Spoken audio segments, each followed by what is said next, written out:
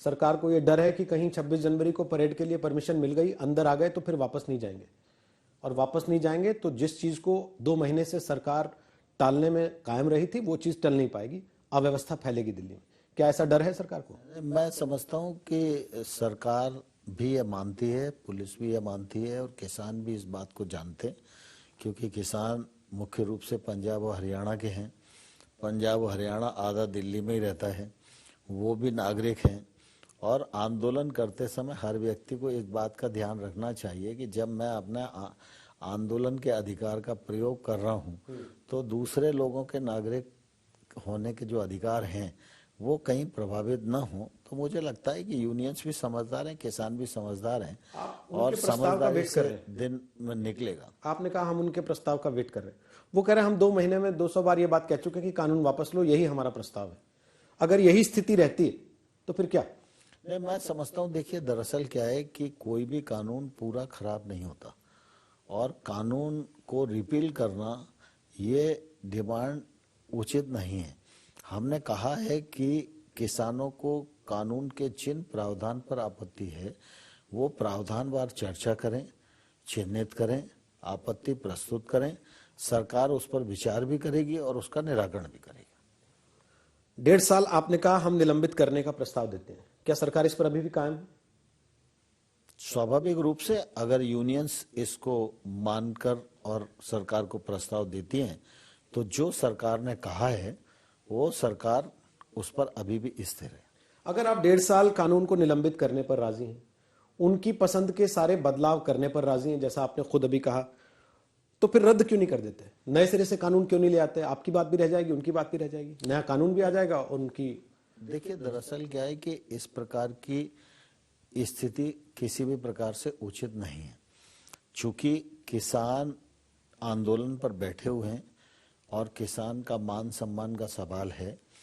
सरकार की कोई जिद नहीं है, सरकार का कोई ईगो नहीं है, सरकार किसानों के लिए है और किसानों के हित में काम करना चाहती है।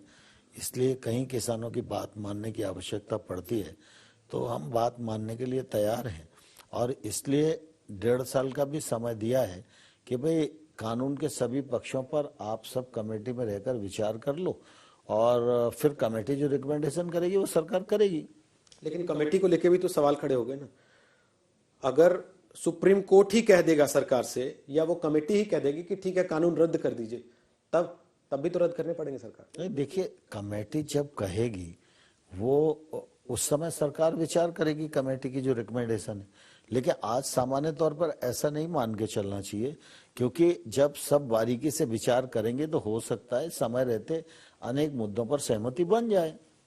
गेंद अभी कृषि मंत्री के पाले में ही है या गृह मंत्री के पाले में चली गई है कि अब मामला बातचीत से हटके लॉ एंड ऑर्डर पे आ गया है? तो आप देखिए, हमने तो जितना करना था कर लिया। मैं समझता हूँ कि कुल मिला के कृषि मंत्रालय और किसानों के बीच में चर्चा अभी एक तौर से स्थगित हुई है और जब किसान विचार करके कोई प्रस्ताव देंगे तो इस पर बातचीत निश्चित रूप से की जा सकती है और मुझे आशा है कि कोई ना कोई समाधान तो आने वाले कल में निकलेगा ही। आपको लगता है राजनीतिक तौर पर पंजाब में, हरियाणा में आगे चुनाव भी होंगे, इस चीज का आपको नुकसान होगा? आपके पार्टनर्स तो काफी घबराए हुए घूम भी रहे। देखिए दरअसल क्या है कि हर चीज को वोट से तौलना, ये मानसिकता है, इसी मानसिकता के कारण देश को बड़ा नुकसान हुआ है एक लंबे कालखंड में। प्रधानमंत्री मोदी जी एक ऐसे नेता हैं जो वोट की परवाह किए बिना देश हित के लिए निर्णय करते हैं। पिछले दिनों आप सबने देखा कि जब दूसरी बार मोदी जी प्रधानमंत्री बने तो सरकार बनी थी। धारा 370 को समाप्त करने का विषय हमारे विचार के और हमारी विचार और राजनीतिक यात्रा के गर्भ में वह 1953 से है।